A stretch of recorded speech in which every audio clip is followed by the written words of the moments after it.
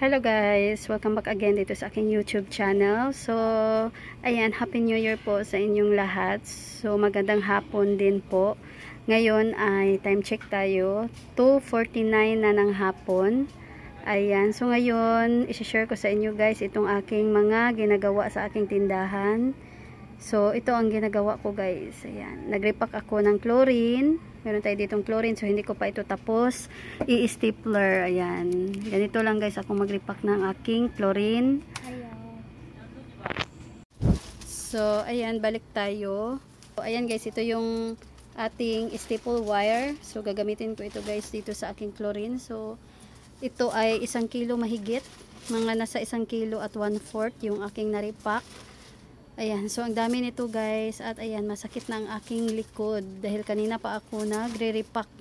So, una kong ni-repack talaga kanina itong cornstarch. Ayun. So, 2 pack ang aking na-repack dito sa cornstarch. So, bale 1 kilo ito guys. Tagda 1/2 kilo yung na-repack ko. So, ito ay pumapatak na 1 kilo lahat. Then, meron din tayo ditong 2 pack din ng itong all-purpose flour. So, ito guys is tag 10 pesos. At ito naman, tag 5 pesos lang ito. At meron din tayong tag 5 pesos na itong all-purpose flour. Ayan, 5 pesos. Then, meron tayo ditong 10 pesos. Ayan. So, ganito guys kadami. So, ayan, meron ng langgam. So, ayan guys, ganito kadami. Ang gamit kong plastic dito is 3x10. So, nag-repack din ako ng chlorine. Ayan, ito ay 1 kilo mahigit o nasa 1 kilo at 1/4. Ayan, then ito ay tag 2 pesos. So, ang gamit kong plastic dito is 2x3. So, ito guys, 1 scoop ito. Ayan, na 1/2 scoop. So, yun guys ang sukat dito sa aking chlorine. At dito naman sa ating harina, itong cornstarch. So, ito ay tag 5 pesos ang aming bintahan. So, ang plastic na gamit ko dito is 3x10. At, ayan, ang sukat ko dito guys is nasa 4 scoops and 1/2. Ayan, 4.5 scoop. So, ito yung sukat ng aking 5 pesos na cornstarch. Then, dito naman tayo sa aking tag 10 pesos na all-purpose flour. Ayan. So, ang sukat ko dito is 9 scoops. Ayan. 9 scoops na 1 tablespoon ang gamit ko. So, pumapatak na 9 tablespoon ang aking sukat dito sa aking tag 10 pesos na all-purpose flour. Then, 3x10 pa din guys ang gamit ko na plastic dito. So, ito guys, itong plastic na gamit ko, ito yung ginagamit ko sa aming ice tubig or, ayan, itong mga rubberized na plastic dahil matagal itong mabutas. Ayan, medyo matibay ito guys, itong mga rubberized na ginagamit natin sa ating ice at saka ice tubig. So, ito yung ginagamit ko. Then, meron tayo ditong tag 5 pesos na asukal. Ayan, 2 kilo ito guys. Ayan, so pumapatak ito na 2 kilo yung ating naripak ngayon. Dahil kakaunti na yung natira dito sa aking naka-display na tag 5 pesos na asukal. So nagripak talaga ako guys dahil para hindi tayo maubusan. Then mabintang-mabinta kasi ito guys, itong mga patingi-tingi na repack dito sa aming lugar. So, ito kasi yung mga hinahanap dito sa aming tindahan. Itong mga patingi-tingi. Itong chlorine. Gaya nito guys, tag 2 pesos. Then, itong tag 5 pesos na asukal. Meron din kaming tag 3. So, ito guys, yung mga madalas talaga na hinahanap dito sa amin. Binibili nila araw-araw itong mga patingi-tingi. Ayan, din ito mga tag 5 pesos. Ito nga tag 10 pesos, hindi ito masyadong hinahanap. Pero nagtry lang talaga ako dahil sumasakit na itong aking likod. Dahil marami akong niripak ngayong araw. Kaya nag-repack na ako ng tag 10 pesos para madali akong matapos sa pag-repack ng aking harina. Then, meron tayo ditong 1 kilo na tuyo. Ayan, mabenta din ito guys. Mas mabenta ito kapag tag-ulan. Itong itlog, tuyo, ayan, kasama na yun guys, mga itlog kapag tag-ulan. Pero ngayon ay medyo tag-init. Hindi masyado, pero meron pa ding maghahanap sa hapon. Ayan, malakas ang tuyo dito sa amin tuwing hapon. Walang maghahanap sa umaga. Ayan, bihira lang guys. Pero malakas talaga ang tuyo kapag gabi dito sa amin. Then, ang bitahan ko dito guys ay 10 pesos. Ayun. So, ganito kadami ang 10 pesos. So, bili ko nito is 150. Ayan, 150 per kilo. 1 kilo yung binili namin.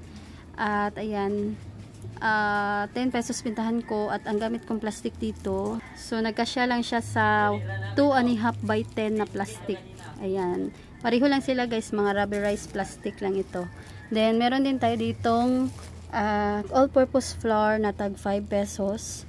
So, ganun din guys ang aking sukat dito. Gaya rin ng aking cornstarch na 4 at kalahating scoops. Yung gamit ko na 1 tablespoon na scoops. Ayan.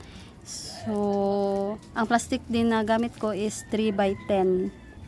So, ito guys yung pantali ng bigas. Ayan. So, iniipon ko ito at ito yung ginagamit ko sa aking mga repack. Ayan. At ilalagay ko lang guys doon sa aking sabitan. Ayan. So, ganito na siya. Ayan. Kapag may bumili, madali lang nating kunin. Madali lang nating bunutin. Ayun guys, update ko sa inyo itong aking ginagawa ngayon. Ayan, nag-repack tayo. Then, pagkatapos ko nito, mag-staple dito sa aking chlorine. So, ito lang yung hindi ko patapos i-staple. Magre-repack din ako ng anyel. Dahil kakaunti na itong aming anyel. So, may anyel pa ako dito sa ilalim. So, kukunin ko ito at i-repack ko pagkatapos ng chlorine. So, ito yung anyel, 1 kilo. Dahil ito na lang ang natira. Ayan. So, ayan. Medyo madami-dami pa naman. Pero, pupunuin ko na ito para hindi na ako magre-repack. Dahil ngayong January, marami akong mga lalakarin. Ayan. So, pupunta kami guys sa Baguio City. Kaya, kailangan namin ng mag-repack para pag yung magbabantay dito sa aming tindahan, hindi na siya mahirapan. Hindi na siya mahirapan sa kapag may bumili at meron ng mga repack dito sa aming tindahan. So, hindi magkulang ang aming mga repack. Pupunuin namin ng mga repack dito sa aming tindahan. Ayan, para hindi tayo maubusan. So, itong mga repack ko dito sa aking tindahan, ito yung mga mabenta. Ito yung hinahanap lagi ng aming customer dito sa amin. Kaya ayan, ito yung ginagawa ko lagi guys. Then dito ako kumikita ng malaki dito sa mga repack na patingi-tingi. Ayan, dahil malaki ang ating kita dito. Ayan, dahil marami tayong magagawa. So, kaunti lang yung ating puhunan. Then madami tayong nare-repack at madami tayong kikitain. Ayan, kapag ganito. So, malakas ito sa aming tindahan kaya lagi akong nagre-repack. Hindi ako nagpapawala ng repack. So, hindi ako nagpapawala ng mga repack dito sa aking tindahan. Ayan. So, napakaganda guys nito. Dahil ito yung tumutulong dito sa aming tindahan dahil napakalaki ng kita natin kapag nire-repack natin ng patingi-tingi. So, ayan guys, pakita ko sa inyo yung ibang repack dito sa aming tindahan. So, ayan. So, ito guys ang aking mga repack sa aking tindahan. Ayan, nakalagay dito sa gitna. So, meron tayong munggo. Ayan, tag 15 pesos per pack. So, ayan guys, meron tayong tag 5 pesos na asin. So, ito yung 5 pesos at ito yung tag 3. Ayan, so ito guys yung hinahanap nila dito sa aming tindahan. Kaya gumagawa ako guys nito.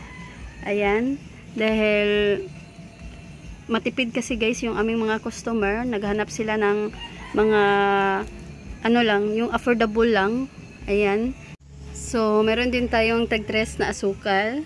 So, ayan guys, dinamihan ko na ang pag-repack nito.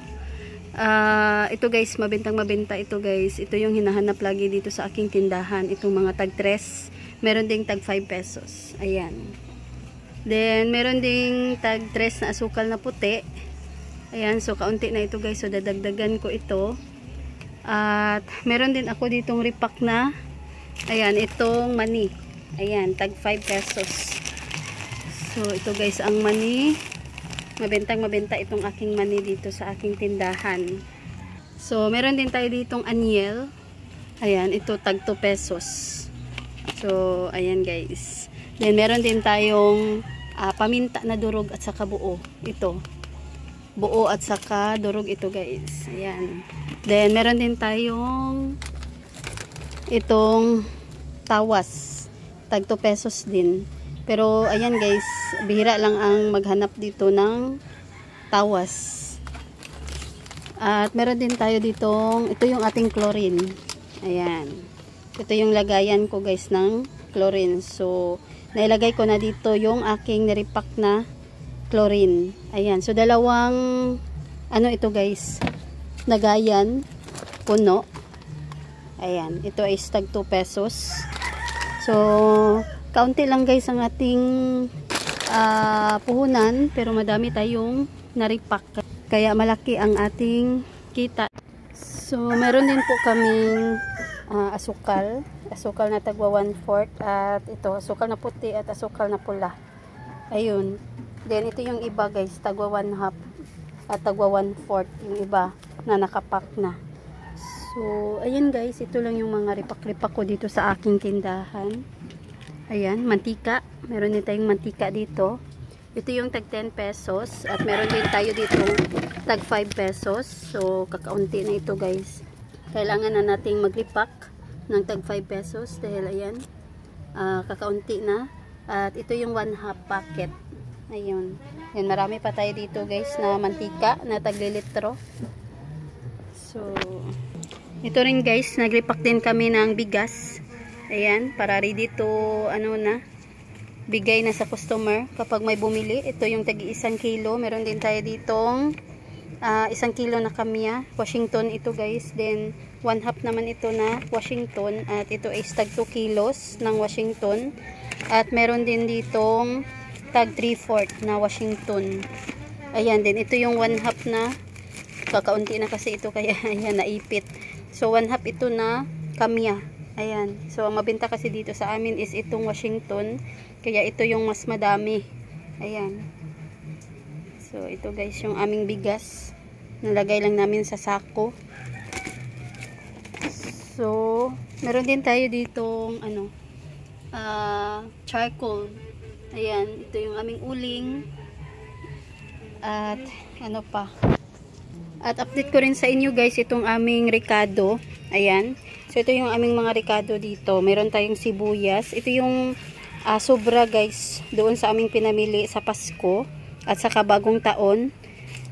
Dinamihan kasi namin. So, may natira pa. Ayun. Ayan. At ito yung binili ko. Bago ito guys na luya. So, 135 per kilo ito guys. Ayan. 135 per kilo. So, ang bitahan namin dito, depende sa laki at depende sa kung anong gusto ng customer. Merong tag 5 pesos.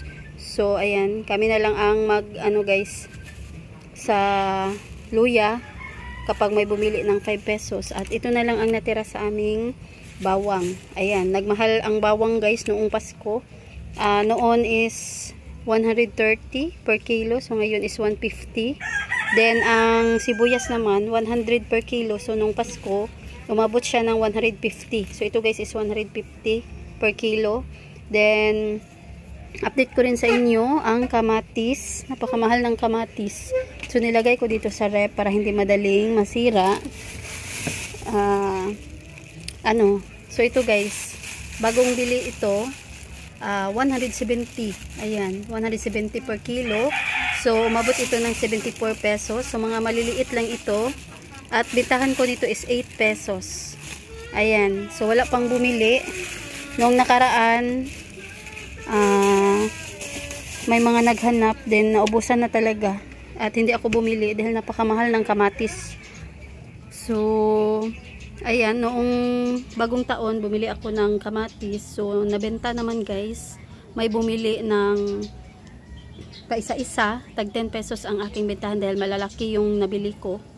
So, naubos din naman.